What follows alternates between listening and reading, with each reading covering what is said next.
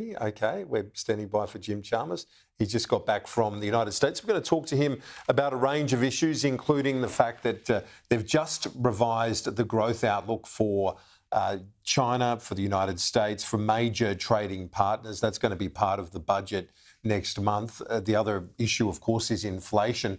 The Fed revising its own forecast when it comes to inflation and possibly the rate reductions that we were expecting in the United States to be delayed as well. What's the flow-on effect for Australia and in terms of the RBA's thinking? We've got the Consumer Price Index out on Wednesday, where obviously all eyes will be on that and what the RBA does when it comes to inflation and whether it's going to cut rates anytime soon.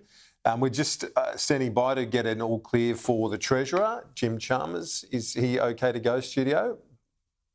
We're good to go, Jim Chalmers. Great to see you as always. Now, I've just been talking about how the Fed has revised its own outlook when it comes to inflation. Do our mortgage holders in Australia also have to be more patient now, do you think? Oh, morning, Kieran. Good to see you fit and well. I think what we saw in the United States and also in Canada with their headline inflation is that even though inflation's come off pretty substantially over the last couple of years, it doesn't always come off in a straight line. It can zig and zag. And so that's why you saw in the US a little tick up in inflation last week. And that's obviously something that we focus very closely on, as do most of the economies around the world. Here in Australia, our situation's been a little bit different. We peaked later and lower than the US. Our inflation number has come off quite substantially since 2022, but it's not mission accomplished yet because people are still under pressure. It's not mission accomplished, and we'll be looking at this inflation number on Wednesday. Can you get a scenario, it'd be the ultimate soft landing if you can, but where unemployment is low and rates start to come down? That's obviously what you're hoping for. Can you get both of those things at the same time? Oh, that's certainly our objective, Kieran. The labour market's been remarkably resilient. That's a good thing. Inflation's been moderating, as I said, also a good thing. We've got real wages growing again. We've had the faster jobs growth than any major advanced economy. We've got the budget into surplus for the first time in 15 years. All of these things are good things. But our economy is slowing. Our labour market is starting to soften. And that's because we've got these rate rises in the system already and they are still playing out. And that's combined with what is a fraught and fragile global economy right now, with tensions rising in the Middle East and growth slowing in China, inflation lingering in the United States and elsewhere. And so what this means for Australia is our budget in 3 weeks' time will have a premium on responsibility and a focus on economic security, and that's what your viewers should expect to see. Yeah, so in simple terms, does that mean you're going to have the mindset about trying to be cautious when it comes to inflation, or do you try and boost growth in the face of a revision downwards when it comes to some of our key trading partners like China, the United States and others? Yeah, those are the key considerations as we put the finishing touches on the budget. We need to recognise the balance of risks in the economy is shifting, and our budget strategy needs to shift as well. We're trying to land a second surplus because we think that's a good way to recognise that the inflation fight is not yet over. But you can imagine a focus in the budget in the later years towards much more substantial investments in growth. And one of the key reasons why our budgets in 2022 and 2023 were right for the times is that we aligned our fiscal strategy with the economic conditions, and that's what we'll do again. And part of that is recognising that the economic conditions are changing in ways that you just described. The New South Wales government's really having a crack right now about the GST carve-up and pushing back at the Grants Commission. Do you feel in this scenario like, the old saying, who needs enemies when you've got friends like this?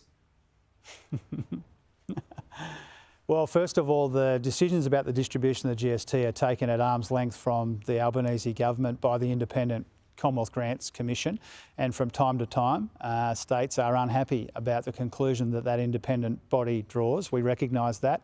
It's not unprecedented for states to want more money from the Commonwealth.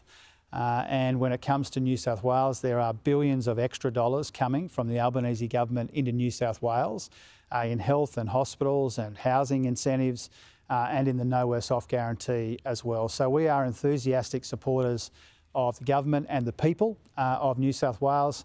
I work closely with and I respect and I like Daniel Mookhey.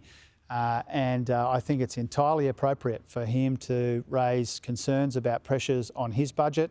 Wrong to blame the Commonwealth Government for all of that.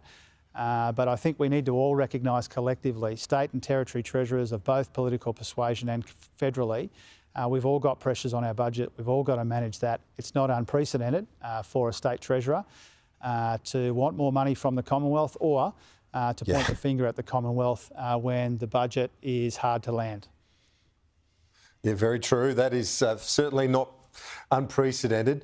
I want to ask you about a bit of a sombre story. We've had a tough time, obviously, in recent weeks with the stabbings in Sydney and so on. But as a father of young kids, I know you've got young kids. I look at the behaviour at some of these social media companies and they just don't seem to have any sense of social licence, do they? I think it's one of the key reasons we worry about the kind of country that we hand to our kids, isn't it, Kieran? You know, this idea that misinformation and disinformation can thrive and prosper on social media. I would have thought the least that Elon Musk and others could do would be to help countries like ours protect our kids from the sorts of rubbish that they can read on social media. I am really concerned, not just for my kids, for all Australians. Everyone. About the impact of this misinformation and disinformation that flies around. We're doing something about it, and Elon Musk should comply with the Australian law and give us a hand. Yeah, absolutely. We're all for free speech and free media and so on, but you've got to be held to standards. And they think they're above the standards. Oh, no doubt about it. That's why I think people are filthy at Elon Musk. And you can see the kind of rubbish that gets peddled on his business. You know, the very least he could do would be to comply with our laws and give us a hand as we try and clean it up a bit. You know, especially at times like we saw in the eastern suburbs of Sydney and then in the western suburbs of Sydney, some of the rubbish that you see on social media, if we can even just take some of the edge off that, we've got a responsibility to do it. 100%. I know it's a busy time for you. You've got the budget a few weeks away. You've got various ERC meetings and so on. I'll let you go. Thanks. Appreciate it, Kieran. All the best.